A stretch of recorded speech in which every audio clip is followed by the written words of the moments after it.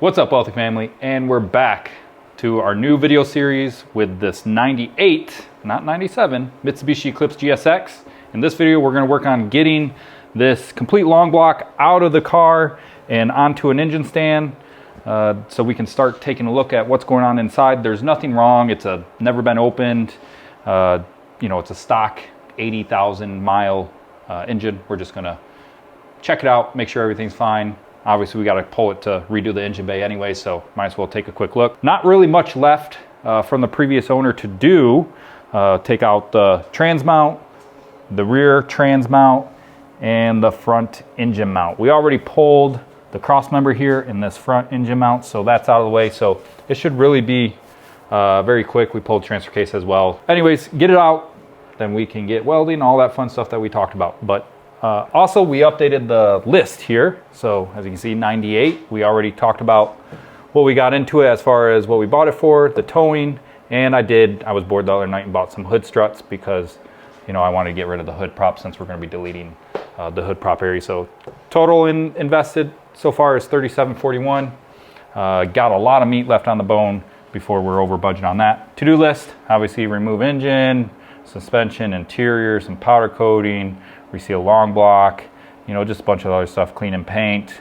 We got to replace driver's door handle that's broken, weld up the engine bay, and finish the battery relocate because it was done from the previous owner, but we're just going to make sure it's done right and also fix that pinched, I don't know if you can see that, but the pinched power wire between the subframe. So that's not good. Some of the needs already, we're going to be doing it's already got a set of Brembo CTSV front brakes from my old business, and we're going to be putting rear Evo brakes on it from the 8 or 9. It's got to figure out turbo setup, replace that door handle, the fender, the hood. So if anybody's in the Midwest has this stuff, especially in white, please reach out. Email's in the description. Or if you want a carbon fiber hood that needs to be re-gel coated because of some stains or buffed, this might just buff right out. We'll trade you straight up, hood for hood.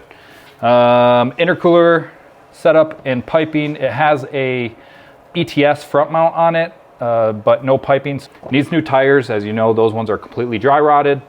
We're putting some nice billet engine and trans mounts through Torque Solutions on this.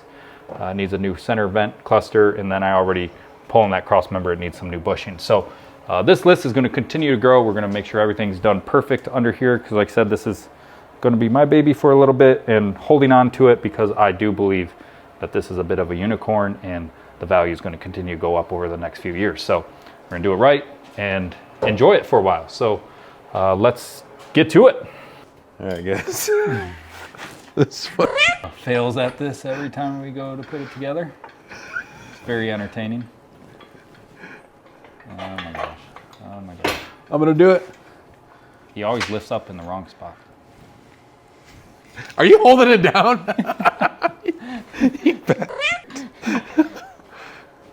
Could have had the engine out by now. Oh my gosh. Do do do do do do do. It's only that side. The other side works fine. Well, I guess we'll see if it's only that side. Okay, and take it easy. How long does it take to assemble something that's already assembled? Oh, can't even get it. I don't know who put that in there the wrong way. Uh-huh. Well, I always give you this job, so it's probably you. Oh, he's learning. So much pressure. Just to be clear, this thing is not light. I think somebody just needs to work out. Okay.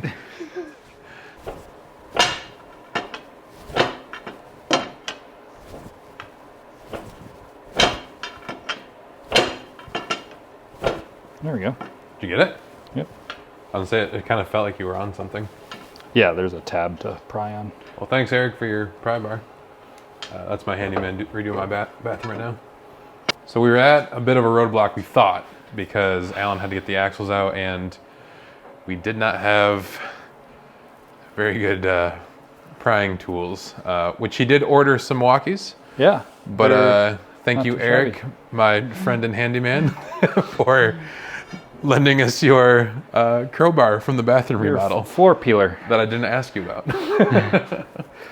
But yeah, so what we're struggling is you got to pop the axles out of the trans, so you need some type of pry bar. You can kind of see down here, it's They'll see in the moved video down, too, and yeah. that one. So both are popped out, and now I just have to finish doing both trans mounts, front engine mount, hook up another. I was just informed these are from Dollar General. So is that better than Harbor Freight or worse? we know this is not what you're supposed to use, but whatever, you know. I mean, I could pick this thing up by myself, so it's fine, you know? We risk it. If it drops, then the video goes viral. So hopefully. But we're putting another one on. You've seen us pull a Subaru engine with it, so I trust it. But yeah, that's where we're at, so let's get it out.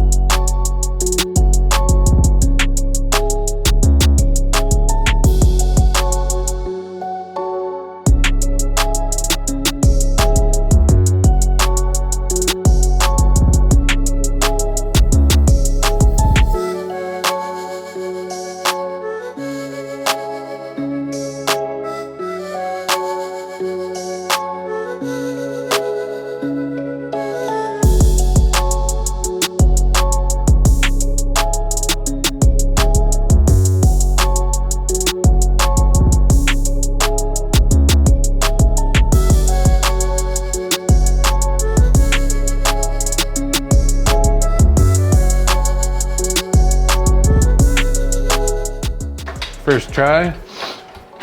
Look at all this room we have for activities now. Like Step Brothers all over again. Who wants to see a video of Alan and I building our Hey, what are you what's going on Scoob back there? back here? I don't know. Anyways, who wants to see that DIY video? Me and Alan building a bunk bed. Comment below. Boom. Whoops, daisies. We're almost there. Whoops. Gonna have to replace that now.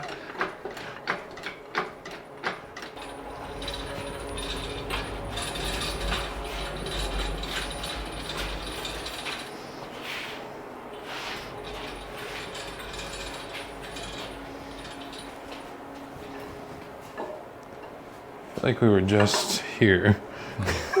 Just a little less red.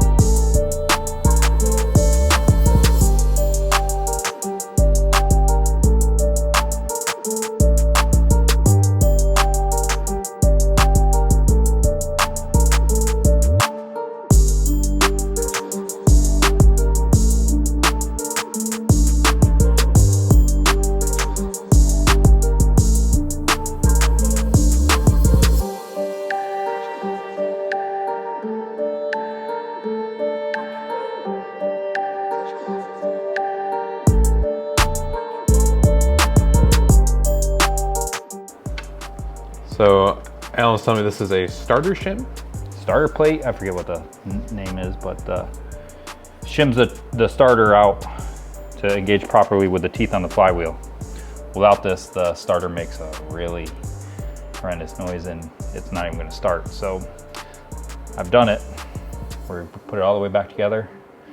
You go start it up and you're so excited and nope. So then you gotta pull it all the way back apart. You gotta pull the transmission. You can't just pull a transmission and put it down there because the bolts that hold it on sit behind the flywheel. So you gotta pull the whole clutch assembly off.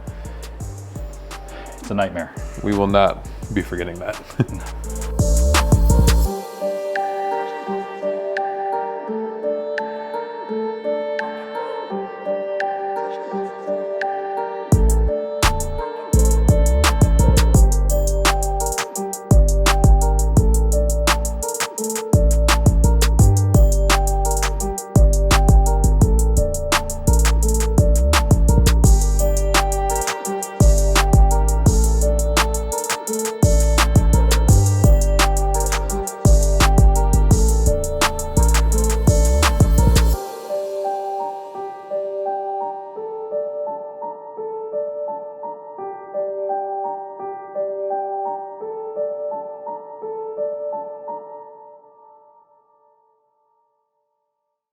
All right, guys, that's it for tonight. We got this thing out.